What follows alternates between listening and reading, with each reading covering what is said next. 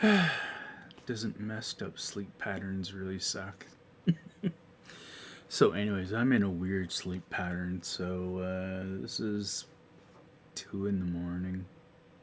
And it's been rainy up here, and it's really screwed with my sleep patterns. Again, Mental Health Awareness Month.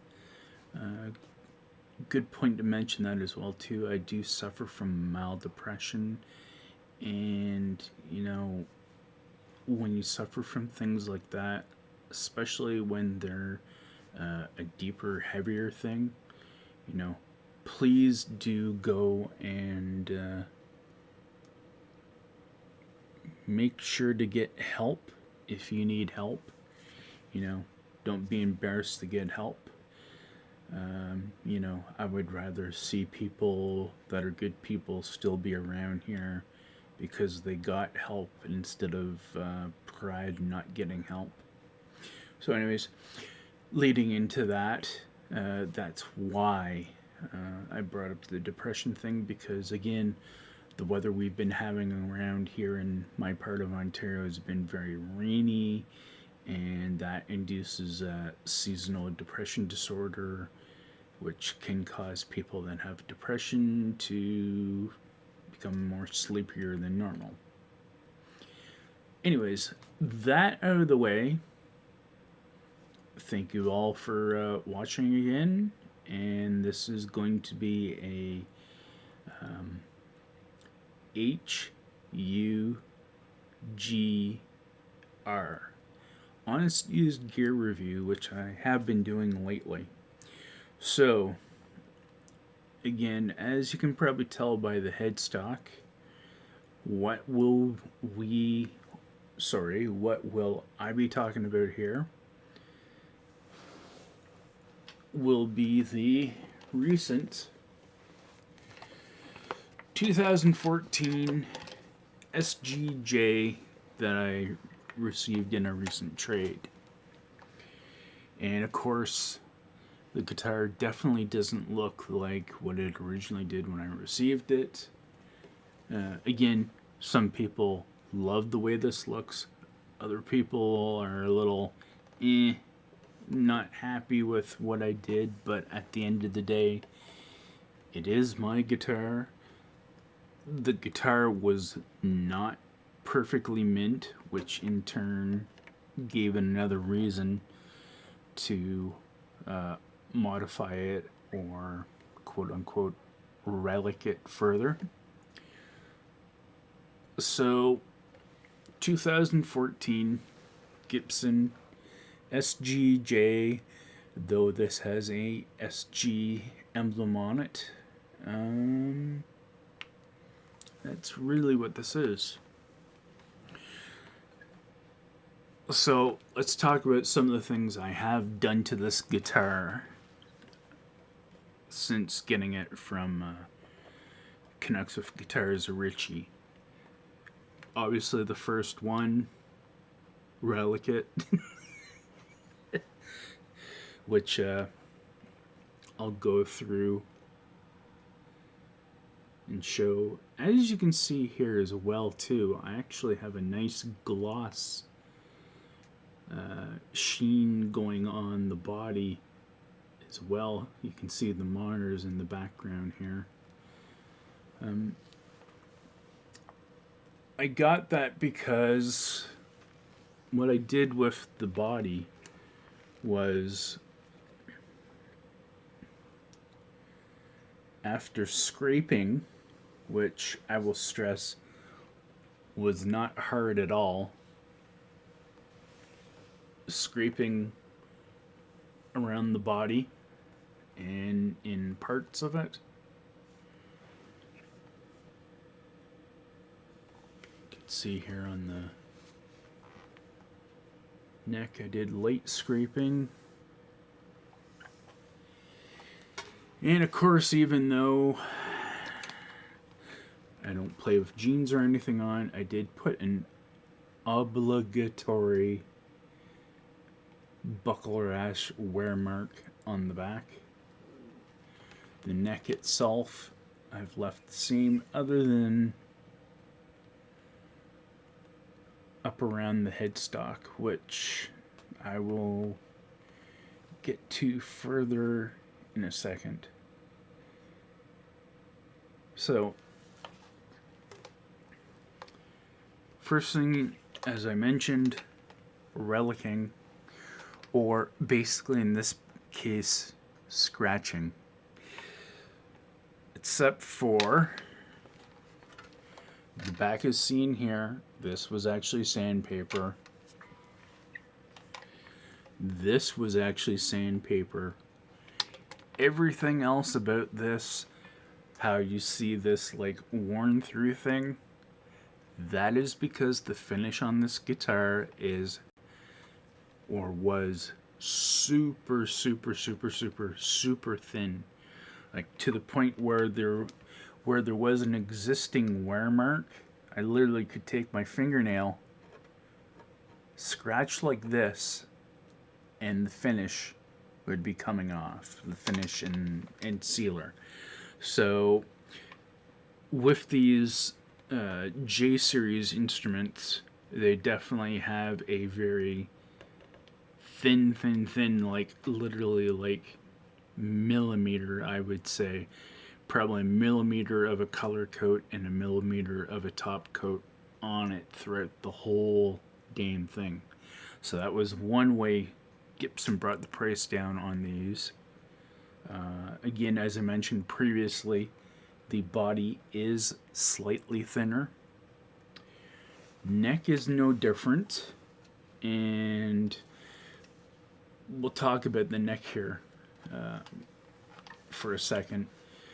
This neck is a 60s profile neck compared to the SG Special I had previously, the 08. This neck fits my hand better, and for sure I can confirm in the style of those kinds of neck profiles in the way of a Gibson SG style, the 60s thinner profile neck fits my hand better. Now, in regards to the neck on this guitar, this is supposed to be a maple neck. Now, unfortunately, as we see up along the top of the headstock there, the top part, you see the white long marking. Well, unfortunately,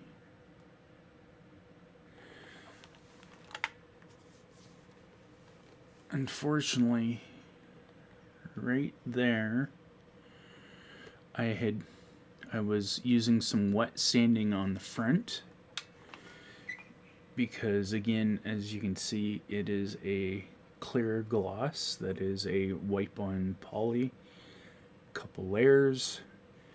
So when I was wet sanding back the headstock to the natural, to the cover, the water got in stupidly. I let water get in here, and well, it puffed up, and this whole wing itself, this wing on the right side of the headstock, or as you see here on the camera, it all puffed out and it separated. So I actually had to re-glue the wing into place, and you can still slightly see again. I didn't use wood glue. I didn't have wood glue on hand, but I used Gorilla Glue Clear, so it did the job. And we'll show the headstock here a bit of a different angle. And you can see some more of this like relicing that I did on the top, and then more so on the sides. Now you can see here between the top tuner and the middle tuner, there is a mark there. Very, very similar mark that also appears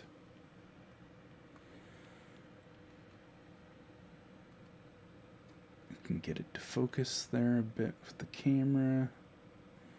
And you can see it here on this side, the same mark over there. Here's the thing.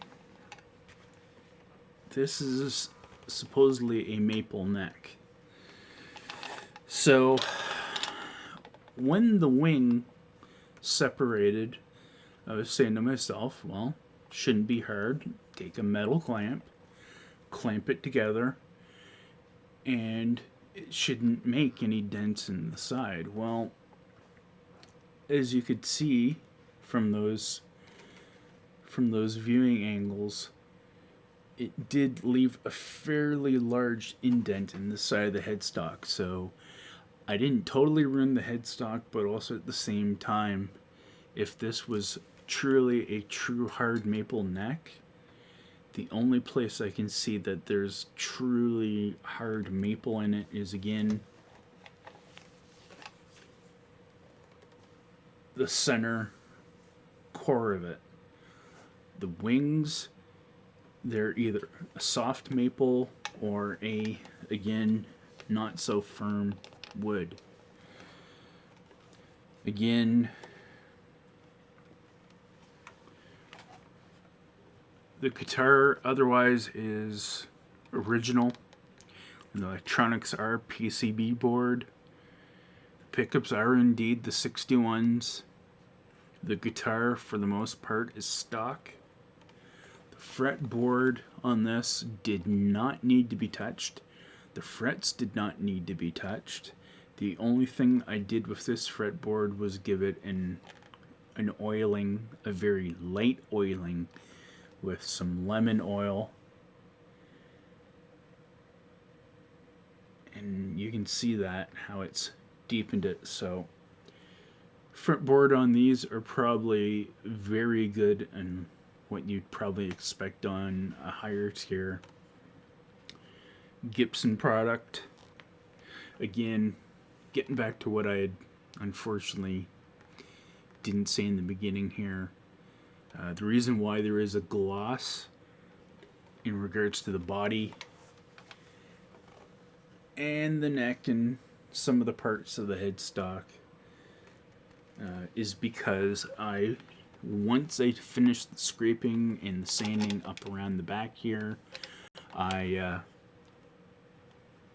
took out the Minwax tongue oil, and I went all over the body with at least 2 or 3 more coats, which is again why it also has that nice kind of shiny gloss here in some parts, and why there's a bit of darkness here in the exposed wood areas. So you can kind of see that here in the upper horn.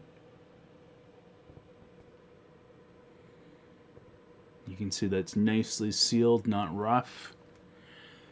Same thing as down here on the bottom horn. I did it a bit here because I figured with these guitars, when you're playing down here, you're actually going to be down here. So from what some of you that did actually comment on this have said, that I did actually relic it / wear it in good areas, or areas where it seemed like a guitar might be rubbed, like at the back, like down here, maybe up in this horn. So, and of course, this additional pickguard that was added on, I believe by Richie or the previous owner to Richie. I went and I scuffed it a little bit more, then buffed it a little bit more, and I also further cleaned up how it was lined up against the pickguard. It still is a little thick. You can catch a little bit on here, but otherwise, as someone said on a previous video on this, it does actually add to that kind of 61, 62 look. I agree. Again, beyond that, 4 layers of wipe-on poly. After the headstock was taken back, unfortunately, it didn't lose much of the actual Gibson logo, but you can see there at the very bottom of the crowns, it did start to go through a bit, so I just left it be. This is the first time with these strap locks. I'm not familiar with what they are, if they're Duncan or whatever brand they are. I just know that they're the pull the pin out, slide the pin out, and they're okay so far. But again, that's on the basis of this guitar. So, getting down to a final summarize on things, these definitely are a great modding platform if you can find them and find them for a good price. They also are, in my opinion, compared to the two previous experiences that I've had with SGs, an older Korean Epi and the 08 SG Special that I previously had. These are very comfortable and nice playing instruments. You would not go wrong to have one as a mod platform or as your personal player or stage instrument. These SG61 pickups I like a hell of a lot more than I did I believe it was 490s that came in the 08 SG Special. I really like the clear, especially on the bridge. The bridge pickups are really, really awesome for clarity and such. Likes gain, likes cleans. It's a very well balanced pickup. The neck, find it's better with distorted tones than it is clean tones. At the end of the day, what else can I say about this? Basically, when you talk about in regards to Fender had their classic Vibe series of Stratocasters and Telecasters, which I owned several of, and really, that's what this SG Special, this SGJ series was a basically classic Vibe version of the Gibson product. To me, that's probably the biggest reason that they killed off the XXJ series instruments, was not only was because it was actually outselling the regular priced stuff, but also again the controversy again that they were out of the US produced bodies and necks, and then everything assembled in-house in the USA. So ultimately what killed off the series is some of them were absolutely horrible as well. If you got a good one of the XXJ series SGs or LPs, though, they were just as good as the 2 or 3 times priced instrument. So again, like I said, these are basically like Fender Classic Vibes versions of the bigger instrument, slightly descaled, slightly made cheaper. Well, I shouldn't say slightly made cheaper. There definitely was a difference between the 08 SG Special and this in regards to the amount of woods and quality of stuff put into it. So that did kind of make up the price point between the two instruments. But with that said, these are a great instrument, and if you can find them in mint condition and leave them mint, they will actually earn some money and grow some retail value on them at some point in time. With that said, thanks for watching this 20-minute review, talk about it, add your comments below. Hope everyone's doing well. Hope everything's going positive, being positive out there to others. And again, take care, folks, and I will talk to you later. Bye for now.